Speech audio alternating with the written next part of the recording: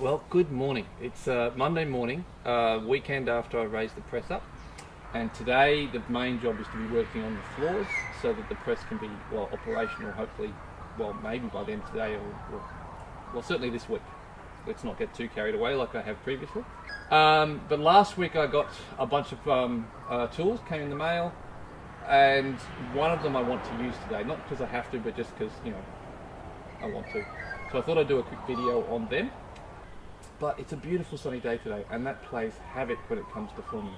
It's also an incredibly chilly day today. Beautiful, still, crisp morning, frost on the ground. But to show you that I'm willing to suffer for my art, what I've had to do is I've put up this tarp at the back, and that's because the sunlight plays havoc with the filming. Trying to film with dappled light, you just can't see anything. Which means that that lovely warming sun, which should be on my back at the moment, I'm not getting. But anyway, I got these axes. I bought them a couple of months ago, and they arrived during last week, maybe the week before. One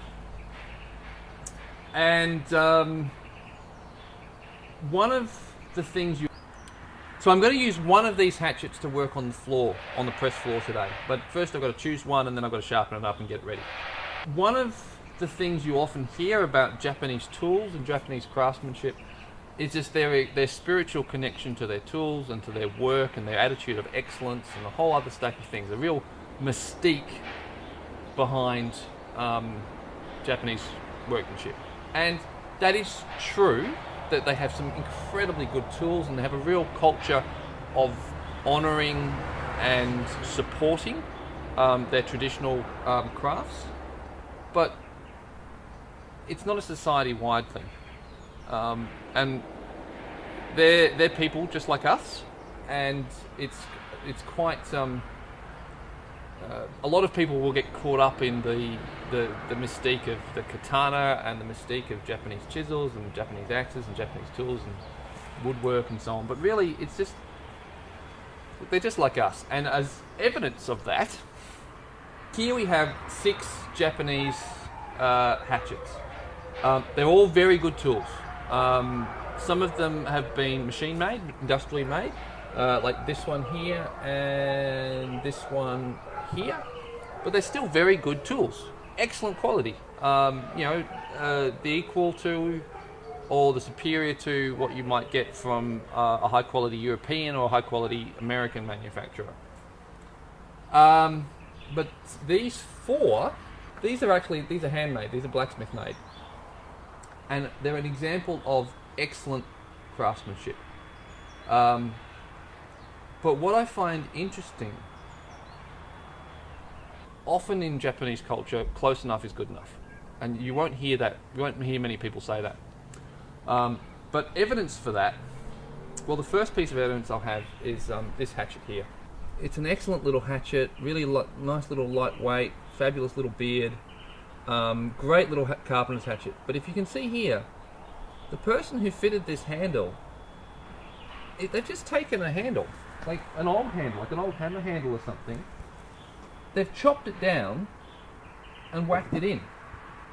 Now this style of wedge, where there's a wooden wedge coming in from the other, that's a standard Japanese technique. They don't use it for all their axes, but it's pretty common. But the handle itself, the fitting it, this isn't been carefully done.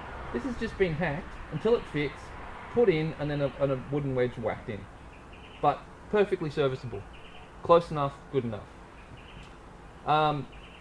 In some books on Japanese tools, you'll hear them talk, or you'll read them talk about more of the spiritual connection, and that the tools must be cared for and looked after, and there's very much a relationship between the craftsman and their tools. That might be true of their elite people, but it's not true of the person who fitted this. That's just been done until it fitted. Furthermore, and I don't get super spiritual about my tools, but I do like to care for them and treat them and respect them, and respect the people who made them. And this is an example of something I would just not do. I think this is a calling. Again, handmade, axe head, beautifully manufactured, fabulous steel. But look at this. Look at that. Just, it's got, the axe head has got loose, hasn't been fitted properly. They just wax and nails it, and even a screw for crying out loud. That's just, personally, I think that's sacrilegious. You know, not that I'm spiritual when it comes to tools, but that is just crazy. But the worst example of all these is unfortunately being done to the oldest of these axe heads. This one here, this is the oldest of all six, and it's a beautiful, beautiful piece, handmade, laminated steel, incredibly beautiful axe head. This would just be gorgeous to use. While it's been damaged, it's still a good axe. It's just nowhere near as good as it should be, because the numpty who has fitted this axe head, they've put the wedges in the wrong way. Now this is partly, possibly you could blame the blacksmith a little bit, because the lamination has failed between the tool steel central bit and the softer mild steel on the outside. But really, it's with other styles of axes you put the wedges in horizontal or vertical, but in this style of axe you should be putting them in horizontal, and that's because the tool steel comes all the way up to the socket, and any pressure sideways by the wedges can potentially cause a delamination or a break or a crack in the socket, and that's exactly what's happened. And you know, someone using an axe head that's been made this sort of quality, really should know what they're doing, and they've just mucked it. No, the phone's turned off. So that's annoying. So my attitude to tools is, you know, you look after them, you respect them. Like some of the axes I've got that you've seen me doing in other videos, some of those are over 200 years old. Some of them are over 300 years old. You know, so I don't just respecting the blacksmith who made them. I need to respect that this is an historical artifact. Not museum quality, otherwise it'd be wrong to use it probably. But a quality historical piece that needs to be looked after and treasured. Not treated like this. This is just, that's appalling. And it's still serviceable. It's still solid.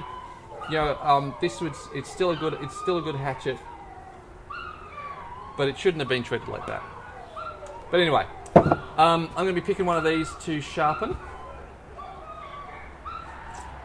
and then we'll be using it on the press floor. But anyway, that's another video. So anyway, catch you guys later, and talk soon.